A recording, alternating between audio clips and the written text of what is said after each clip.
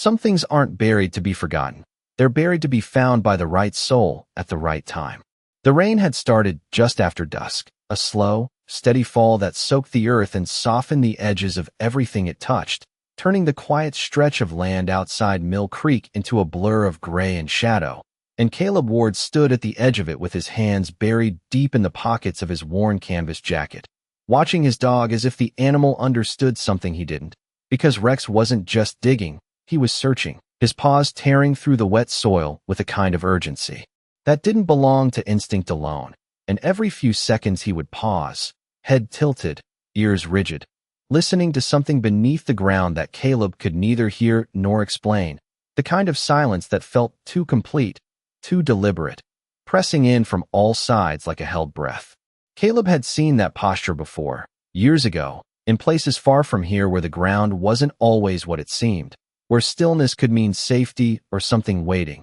and he felt it now in the tightness of his chest, in the way his body refused to relax even though there was no sound but the rain tapping against leaves and the distant creak of trees shifting in the wind. And for a moment, he considered calling Rex back, telling himself it was nothing more than an old habit the dog hadn't forgotten, a leftover instinct from a life they had both tried to leave behind. But something in the way Rex let out a low, uncertain whine stopped him, because it wasn't fear, not exactly, it was recognition. The land they stood on had been empty for as long as anyone in town could remember, a forgotten patch just off County Road 17, fenced once, but now left open, the posts leaning like tired men who had given up holding the line, and people passed it without a second glance. Just another piece of nowhere in a place already full of them. But Caleb had chosen it for the quiet, for the way the wind moved through the trees without interruption, for the simple promise that nothing here would ask anything of him. And yet now, as he stepped closer, boots sinking slightly into the softened ground, he felt that promise shifting beneath his feet. Rex barked once, sharp and controlled, then again, and then a third time, the pattern precise, deliberate, a signal Caleb hadn't heard in years but recognized instantly. And it sent a slow, steady pulse through his memory, the kind that didn't come with images so much as sensations, the weight of silence before something changed, the awareness that whatever came next would not be undone. And he exhaled slowly, kneeling beside the spot where the soil had already been disturbed, the dark earth, giving way to something harder beneath, something that didn't belong to roots or stone. And as his fingers brushed against the cold, smooth surface hidden just inches below, the rain seemed to quiet, the world narrowing to that single point between his hand and the ground. And Rex stopped digging, standing perfectly still now, eyes fixed on Caleb with a steady intensity that felt almost human, as if the dog had done what he came to do and was waiting, not for a command, but for Caleb to understand that whatever lay buried here had not been waiting by accident. Caleb did not pull his hand away right away, because something about the surface beneath the soil felt too deliberate, too smooth to belong to chance. And as the rain continued to fall in a steady rhythm against his shoulders, he brushed more dirt aside with slow, careful movements, revealing the edge of what looked like metal, not rusted like old farm tools or forgotten debris, but intact, sealed, as if time itself had stepped around it and moved on. And Rex shifted closer, his breath warm against Caleb's wrist, his body tense but no longer frantic, as though the urgency had passed, and what remained was something quieter, something waiting. The object was larger than Caleb first thought, not a box exactly, but a flat surface set into the ground, like a lid or a hatch, its outline forming a near-perfect rectangle about 3 feet wide and 5 feet long. And as Caleb cleared the corners, his fingers traced along the edges until he found a narrow groove where the metal met the earth, a seam too precise to be natural, and he felt a faint chill move through him, not from the weather, but from recognition, the kind that settled deep in muscle memory rather than thought. He sat back on his heels for a moment, exhaling slowly, his breath visible in the cool night air, and glanced around the empty stretch of land, the trees swaying gently in the distance, the road beyond silent and untouched. And it struck him how completely hidden this place had been, not just physically, but intentionally, as if whoever had placed this here had not wanted it to be found until something or someone brought it back into the light. Rex let out a soft sound, not quite a whine, more like a low hum in his chest, and lowered his head toward the metal surface, pressing his nose close without touching it. His ears angled back slightly, as if listening for something beneath, and Caleb followed the motion instinctively, placing his palm flat against the cold surface, holding it there, waiting, the way he once had in a different life, when silence carried meaning. And for a moment there was nothing, just the steady patter of rain, and the distant rustle of leaves. But then he felt it, faint, almost imagined, a subtle vibration that pulsed once and faded, so slight it could have been dismissed as shifting soil or water moving beneath the ground. But it came again, measured, steady, spaced just far enough apart to feel intentional, and Caleb's jaw tightened as he counted without realizing it. 1, 2, 3, and then the next pulse, quiet but undeniable. He pulled his hand back slowly, his mind already reaching for explanations that did not quite fit, and looked at Rex, who met his gaze with an intensity that felt like agreement, not confusion, and for a long second neither of them moved, the world around them holding its breath as if aware that something had changed in a way that could not be reversed. Caleb reached into his jacket and pulled out the small folding knife he carried, not for protection but for utility, the kind of tool that had followed him through years of moving from place to place, and he used it to scrape away the remaining dirt along the edge of the metal, exposing more of the seam until he found a recessed handle, flush with the surface, almost invisible unless you knew where to look, and he hesitated there, his fingers hovering just above it. Because opening something like this was never just about what you might find. It was about what you might uncover in yourself, the memories that would follow, the questions that would not easily settle. The rain began to ease, the drops thinning into a light mist that drifted through the air like breath, and somewhere in the distance a low roll of thunder faded into silence, leaving only the quiet presence of the land and the steady, grounded weight of Rex beside him. And Caleb finally closed his hand around the handle, feeling the cold metal press into his palm, knowing without needing to say it that whatever lay beneath this ground had been waiting a long time, and that Rex had not found it. By accident, Caleb did not pull the handle immediately, not because he was unsure of what to do, but because something deeper held him in place, a quiet instinct that told him this moment mattered more than it should. And as he knelt there with the cold metal pressed into his palm, he became aware of how still everything had become, the rain now reduced to a faint mist that hovered in the air like a memory of the storm. The trees no longer swaying, but standing as if listening, and Rex remained at his side, unmoving, his body aligned with Caleb's in a way that felt less like obedience and more like shared purpose. Slowly, with a controlled breath, Caleb pulled upward, and at first nothing happened, the hatch resisting as if it had forgotten how to open.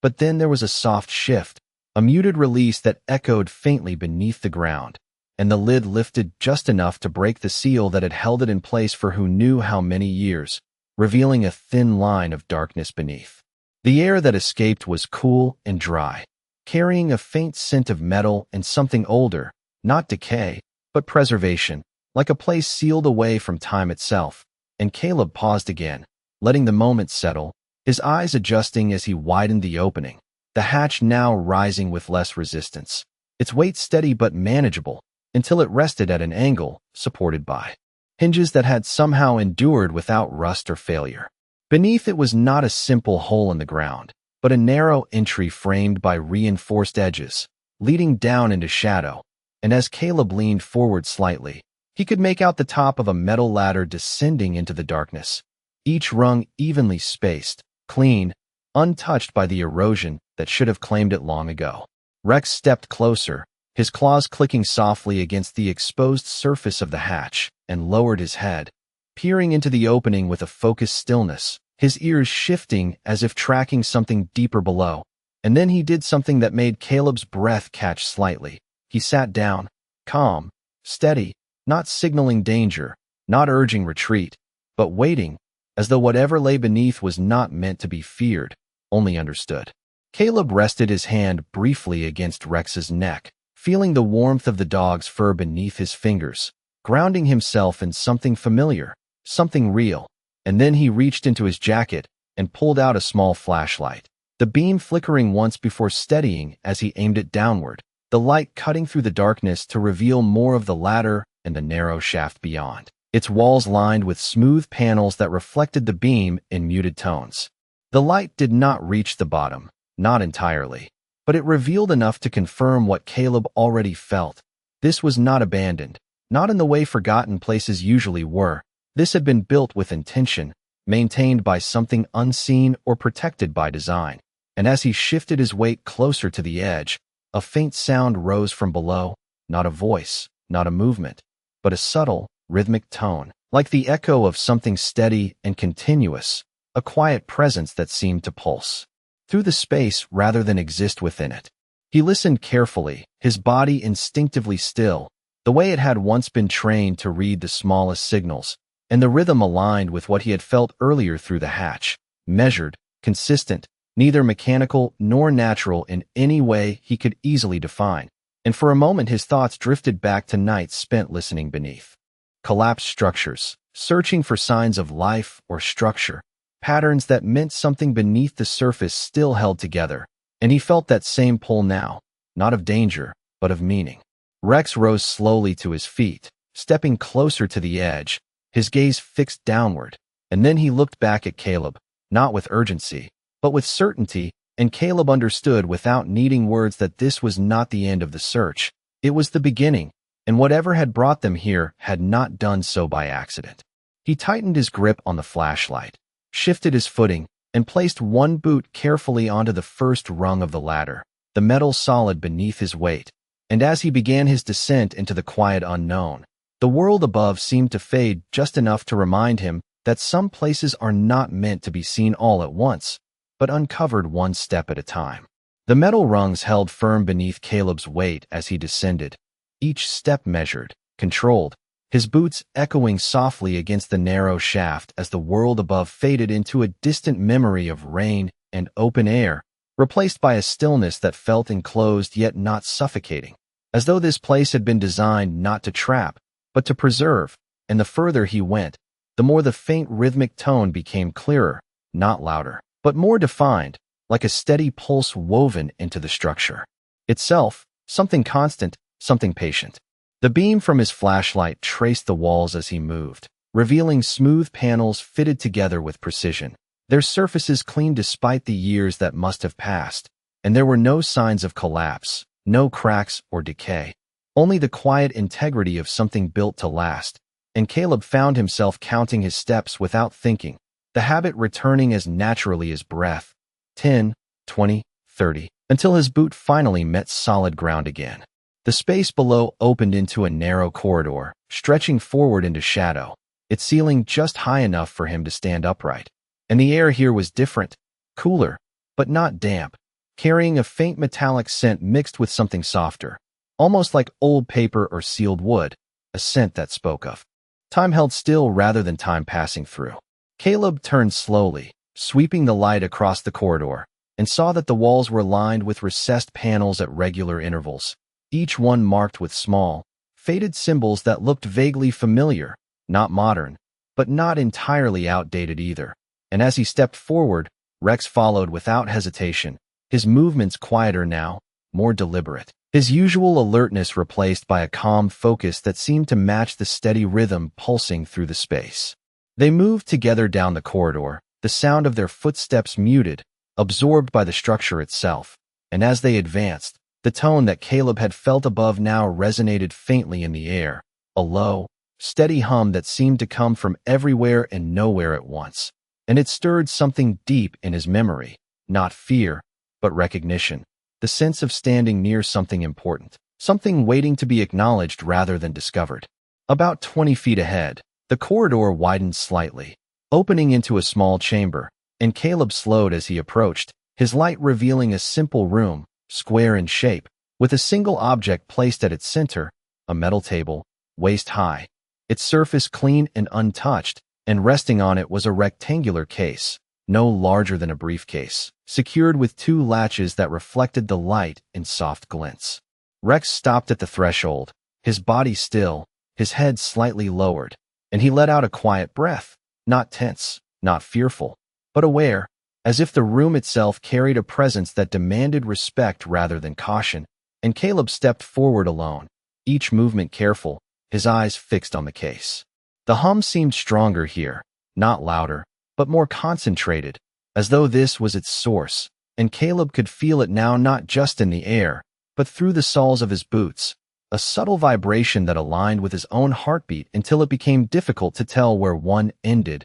and the other began. He reached the table and paused, his hand hovering above the latches, and for a moment he simply stood there, listening, not with his ears alone, but with something deeper, something that had once guided him through uncertainty and silence. And Rex shifted behind him, stepping just inside the room now, his presence steady and grounding, and Caleb understood that whatever this place had been built to protect, it had waited long enough, and now it was asking to be opened. Caleb let his hand rest just above the latches for a moment longer, not out of hesitation, but out of respect for the stillness that surrounded him, because the deeper he stood in that quiet chamber, the more it felt as though this place was not abandoned, only waiting, and the steady hum beneath his feet seemed to settle into something almost familiar, like a distant echo of purpose rather than machinery. And when he finally lowered his fingers onto the cool metal clasps, they gave way with a soft, deliberate click,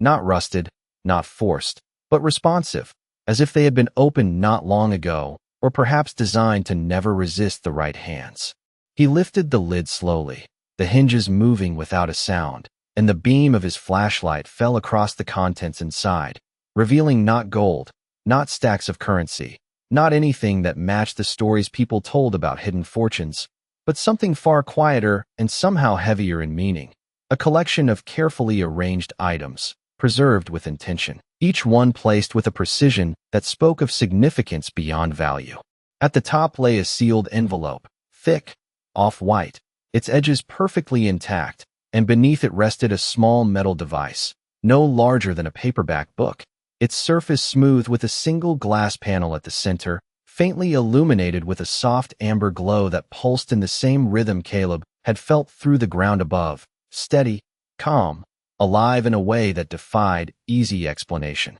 He reached for the envelope first, his fingers brushing against the paper, and even before he opened it, he felt the weight of it, not in ounces, but in intention, the kind that comes from words meant to last longer than the person who wrote them. And as he carefully broke the seal, unfolding the letter inside, the hum around him seemed to soften, not fading, but shifting, as though it was listening. The handwriting was precise, deliberate, each letter formed with care, and Caleb read slowly, his voice silent, but his thoughts moving with the cadence of the words, which spoke not of wealth, but of responsibility, not of discovery, but of continuation, describing a system built decades ago, hidden away not to protect money, but to preserve something far more fragile, a record, a truth, a collection of knowledge and evidence that had been deemed too important to lose and too sensitive to reveal without the right moment. And at the center of it all was the device now resting in the case,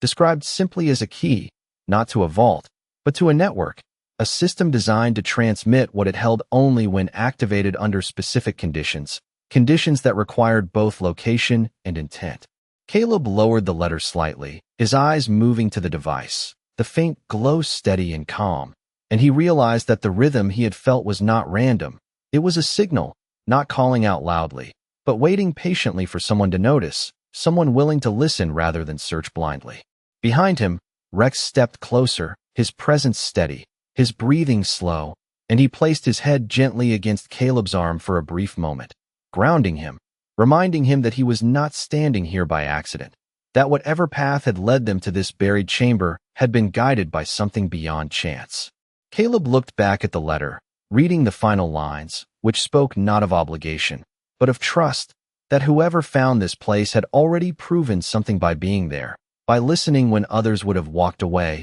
by following instinct instead of assumption, and that the choice to activate what lay within was not a command, but an offering. He folded the letter carefully, placing it back in the case for a moment as he considered the weight of what it described, not as a burden, but as a turning point, and when he reached toward the device, his hand steady, the faint glow reflected in his eyes, the hum beneath his feet seemed to align with something deeper within him, as if the ground itself recognized that the moment it had been holding for was finally beginning. Caleb's fingers closed around the device with a steady calm that surprised even him, as though something inside had already made the decision before his mind could catch up. And the moment his skin touched the smooth surface, the faint amber glow beneath the glass panel shifted ever so slightly, not brighter, not dimmer, but more aware, like a quiet acknowledgement rather than a reaction, and the hum that filled the chamber seemed to deepen in tone, settling into a rhythm that felt less distant and more connected,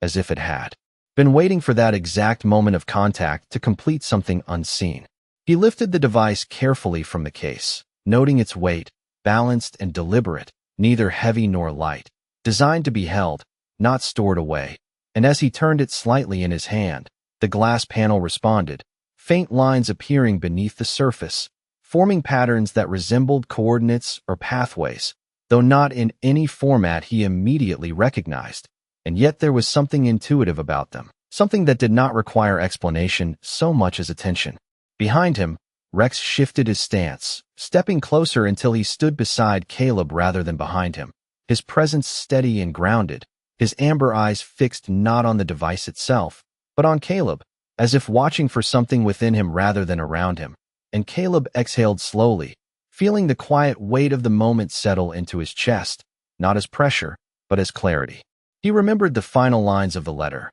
not word for word, but in meaning, that this was not about ownership, not about discovery in the way most people would define it, but about continuation, about carrying forward something that had been protected long enough. And as he looked back down at the device, the patterns beneath the glass shifted again, aligning into a single point that pulsed softly, steady and patient, like a heartbeat waiting to be recognized. He did not search for instructions, because none had been given in a traditional sense, and instead he followed the same instinct that had guided him here, the same quiet awareness that had told him when to move and when to listen, and with his thumb, he pressed lightly against the center of the glass. The response was immediate, though not dramatic. A subtle warmth spread through the device, the amber light expanding outward in slow, even waves, and the hum beneath his feet changed, not louder, but clearer, the rhythm now precise enough to feel intentional in a way that left no doubt. And for a brief moment,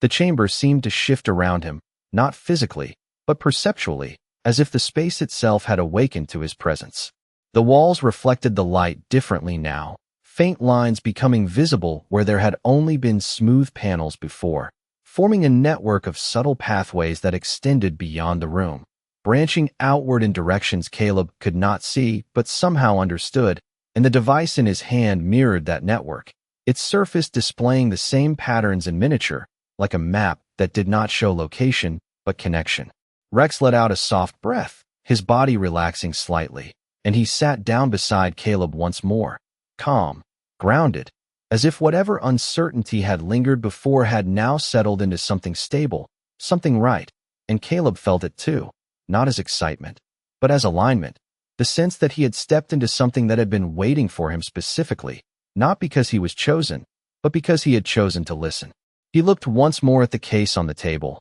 at the letter resting inside, and then back at the device, now fully active in his hand, and he understood that this place was never meant to hold people here. It was meant to guide them forward, and whatever this system carried, whatever truth or knowledge had been preserved beneath the surface all this time, it was no longer meant to remain hidden. The hum steadied, the light pulsed once more, and Caleb felt a quiet certainty settle within him, the kind that does not demand answers, only trust. And as he turned toward the corridor, the path ahead no longer felt unknown, but waiting. Caleb moved slowly through the corridor, the device steady in his hand, its soft amber glow casting a quiet light that seemed to guide rather than illuminate. And as he walked, the patterns beneath the glass shifted in subtle ways, aligning with the faint lines now visible along the walls, as though the entire structure was responding in real time, not reacting to him, but recognizing him. And the deeper he went, the more the corridor felt less like a hidden passage and more like a path that had always existed for this exact moment. Rex walked beside him without hesitation, his paws making almost no sound against the smooth floor, his posture relaxed but attentive, his ears moving slightly, as if tracking the same silent signals that Caleb was beginning to sense without fully understanding. And there was no fear in the dog, no urgency, only a calm certainty that settled into Caleb as well, grounding him in a way that words could not explain. The air felt different now, warmer by a few degrees, carrying a faint current that moved gently through the space. And as Caleb followed the direction indicated by the shifting patterns on the device, the corridor curved slightly, leading them toward a second chamber, larger than the first, its entrance framed by the same clean, seamless panels, but marked with a subtle symbol above the opening, one Caleb had seen before, though he could not place where,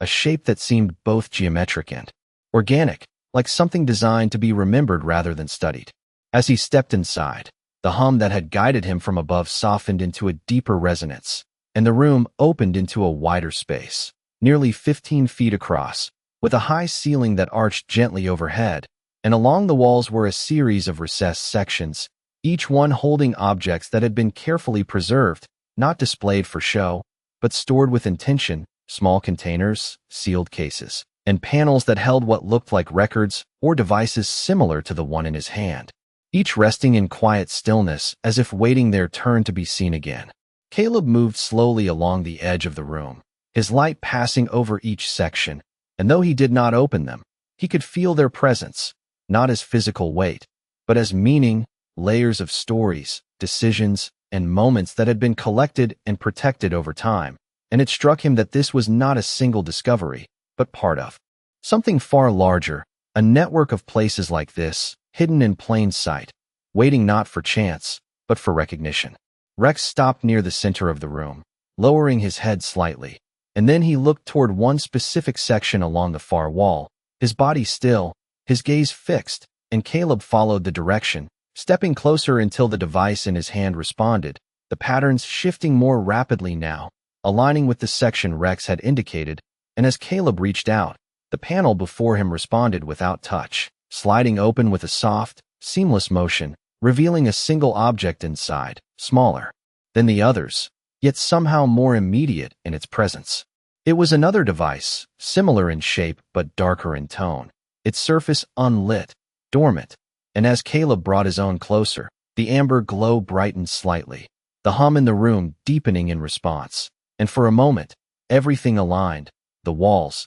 the air, the quiet rhythm beneath his feet, all converging into a single, steady awareness that this was not the end of the path, but a connection point, one piece of something still unfolding. Rex let out a soft breath and sat beside Caleb, his presence calm and unwavering. And Caleb understood then that whatever had been hidden here was never meant to stay buried forever. It had been waiting for someone who would not just find it, but follow it forward. And as he stood there holding the active device beside its dormant counterpart, he felt the quiet certainty return, stronger now, that the next step was already waiting for him to take it. Caleb stood still for a long moment, holding the glowing device near the dormant one, and as the faint amber light pulsed in slow, steady intervals, the darker surface began to respond, not instantly, but gradually, as though waking from a long and patient silence, and a thin line of light appeared along its center, dim at first, then slowly strengthening until it matched the rhythm Caleb had come to recognize beneath his feet, the same quiet pulse that had guided him from the surface down into this hidden place. The room itself seemed to acknowledge the change, not with movement, but with presence, the air, carrying a subtle shift that felt almost like relief, as if something long held in suspension had finally been allowed to continue. And Caleb felt it within himself as well, a steady clarity replacing the uncertainty that had followed him for so long, not an answer to every question, but a direction that did not require doubt. He placed the active device gently into the recessed section beside the newly awakened one, and as soon as it settled into place, the two aligned perfectly, their surfaces flush, their lights synchronized, and the patterns beneath the glass expanded outward in delicate lines that spread across the panel, forming a network far more intricate than before, extending beyond the walls of the chamber, beyond the ground above, reaching into distances Caleb could not see but somehow understood existed. Rex remained beside him, calm and steady, his gaze moving between Caleb and the glowing panel, and then he shifted slightly, stepping back as if making space, his posture relaxed, his purpose fulfilled in this moment, and Caleb reached forward once more, not out of curiosity now, but with intention, his fingers resting lightly against the surface where the patterns converged. The response was immediate, the light deepening into a warmer tone, and the hum that had guided him from the beginning resolved into something clearer, not a sound alone, but a signal, and within the panel, faint images began to form, not pictures in the traditional sense, but layered impressions, fragments of recorded moments, coordinates, and data points arranged in a way that told a story without words. A record of places like this one, scattered across different regions, each connected, each holding pieces of something larger than any single discovery. Caleb watched carefully, his mind quiet, absorbing the flow rather than trying to control it. And he understood then that what had been hidden here was never meant to be wealth in the way people imagined, but something far more enduring, a system built to preserve truth, to safeguard knowledge that could not be entrusted to ordinary channels, and to pass it forward only when the right person arrived, not chosen by name, but by action, by the simple decision to listen when others would ignore. The final sequence of patterns slowed, narrowing into a single point once more, and a new set of coordinates emerged, clearer than the rest, steady and unmistakable, and Caleb felt the meaning of it settle into place without resistance. This was not an ending. It was a direction, a continuation of the path that had begun the moment Rex stopped in the rain and started to dig. He stepped back slightly, taking in the quiet room, the preserved objects, the steady glow now shared between the two devices, and he realized that nothing here demanded he stay, nothing held him in place. Instead, it offered something far more powerful, a choice to move forward, to carry what he had found beyond these walls. Rex walked to his side again, his tail still, his eyes steady, and Caleb placed a hand briefly against his neck, grounding himself in the simple, familiar presence that had guided him here without question. And as he turned toward the corridor, the device's glow dimming to a steady, quiet light, the path ahead no longer felt hidden, only waiting for him to follow it. When Caleb stepped back into the corridor, the air felt different, not because the space had changed, but because something within him had settled into place, a quiet understanding that the path ahead no longer needed to be questioned. And as he moved toward the ladder with Rex beside him, the faint hum that had guided him through the chambers softened into a distant echo, like a voice that no longer needed to speak because it had already been heard. The climb upward was steady, each rung bringing him closer to the surface. But unlike the descent, there was no uncertainty in his movement now, no hesitation in his breath, only a calm rhythm that matched the steady presence of Rex just below him, the dog following without pause, as if the direction was just as clear to him as it was to Caleb. When Caleb reached the top, he paused for a moment, his hand resting on the edge of the hatch, feeling the cool metal beneath his fingers, and then he pushed it open, the lid lifting smoothly, the night air meeting him once again, carrying the scent of damp earth and fading rain. And for the first time since he had knelt beside that patch of ground, the world above felt both familiar and entirely new. The clouds had begun to clear, revealing a quiet sky where a few stars broke through the fading storm, their light soft but steady, and Caleb pulled himself up onto the surface, standing slowly as he looked out across the empty land, the trees swaying gently once more, the road in the distance still silent,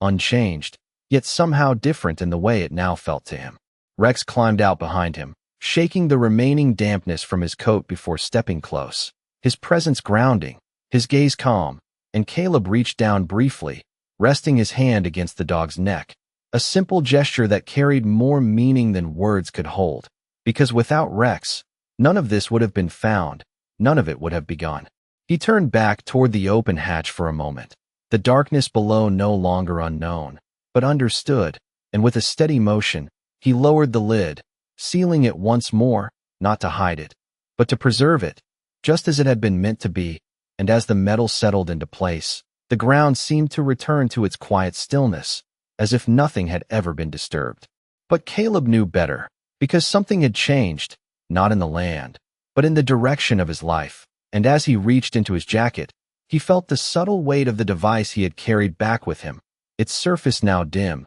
its glow quiet but present, like a heartbeat that no longer needed to call out, only to guide. He glanced down at it briefly, the faint patterns still visible beneath the glass, the coordinates resting there with a quiet certainty. And he understood that this was only the beginning, not of something he had been given, but of something he had chosen to follow. The wind moved gently across the open field, carrying with it a sense of calm that felt deeper than the silence. And Caleb took a slow breath, his shoulders easing in a way they had not in years, not because the past had been erased, but because it no longer held him in place. Rex stepped forward a few paces, then paused, looking back once, his ears slightly raised, his posture relaxed, as if asking without words whether Caleb was ready to continue. And Caleb gave a small nod, more to himself than to the dog, before taking his first step away from the spot where everything had begun. They moved together across the quiet land, the night opening ahead of them, not empty, but full of direction. And though there were no signs, no voices, no clear path marked in the soil, Caleb no longer needed them. Because sometimes the clearest way forward is not the one you can see, but the one you feel, steady and certain, waiting for you to follow it.